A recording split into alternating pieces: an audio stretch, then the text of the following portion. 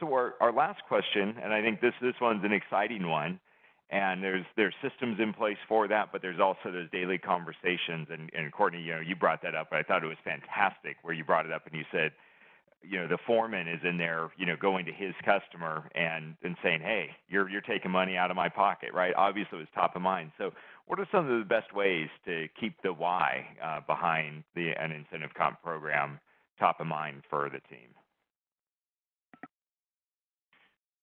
I'll jump in there on that one. I think, and I've said it a couple of times here, it's really illustrating or emphasizing the successes, not just the failures. Emphasizing the successes in quantified fashions and helping the team to see, like that example that I gave, that when it was first reiterated to me, that foreman, saying you're taking money out of my pocket by not, conforming to the schedule that you gave me, right? And then teaming up with that general superintendent of the GC to make the project better, right? When it was first reiterated to me, one of the things that I encouraged them to do is ask the question, who else benefited from that, right? How did you get to that point, and who else benefits? And it ultimately came all the way upstream to the culture of the organization, the vision that they have for their market, and how they add value to the customer, and how that ultimately turns back into greater business development for them. So they took it from one level and started to see the impacts across the entire team, and it became important because we celebrated that particular foreman, or they celebrated that particular foreman doing the program, doing what he's supposed to do, and really adding value to the customer. And remember to include the other winners in that process at every level of the company.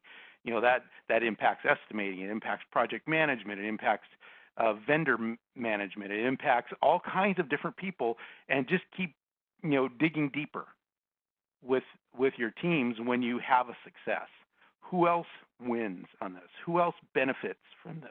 And and how does it align? Make people answer that question. Don't tell them the question. Keep digging at that. Does that make sense?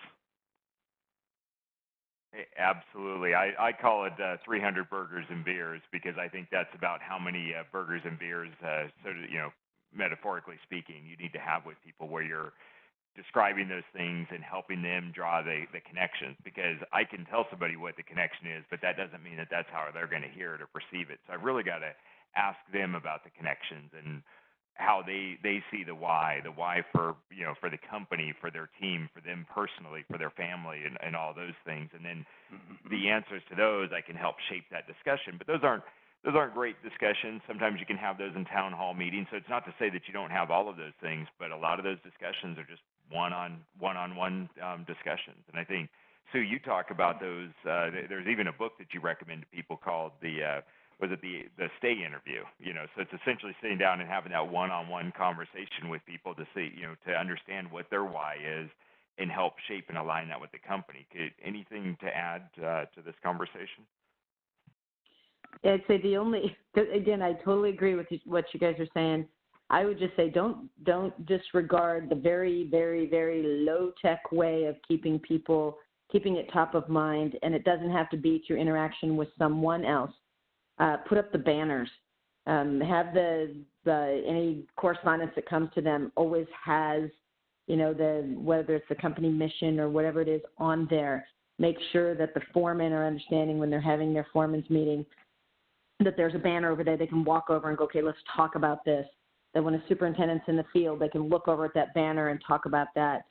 I tell you, two of the most effective things I saw, and granted, they have to be rotated, two very effective things I've seen over my years, and it had to do with the safety program at the time. But one was everybody got a badge, and that badge they wore every day. Actually, some of them were actually printed on the back of their safety vest, and it says, "This is why I'm safe today," and it had pictures of their families. So they knew this was why they were going to go home safe by the end of the day, whether it was for their dog or their cat or their kid or their spouse or their parents. That was their why. It was right there. It was printed right on their vest. The other one was, as strange as it sounds, is as they were leaving, whether it was a restroom or an outhouse or a conference room, there was a mirror there. And that mirror had written on it, I am the most important person to safety. And so when you looked in the mirror, you saw your own reflection. Anything like that, anything that will help them to take a second look and think twice about it. So don't forget the low-tech options as well. Sue, I am so glad you brought that up. So a couple other things that I've seen on, and you'll probably correct this story a little bit, but a couple other things I've seen on your job site, so to speak, were large signs that said quality will be remembered long after cost is forgotten, and on the doors of equipment, stickers that said this equipment, I think, pays your wages or something like that, and take care of it. Is that I probably got those a little bit off, but I've seen those on your job site. No, but you're exactly right. It ties every single thing that you're doing, every single thing that you touch, to something that someone else is involved in, someone else will see, someone else will be living with later. You're right. All of them. I mean, they even have contests to go, all right, let's pick the slogan of the month on the job. And people buy in because it's part of theirs as well. So, utilize the forces that are out there. Yeah, that's a great point.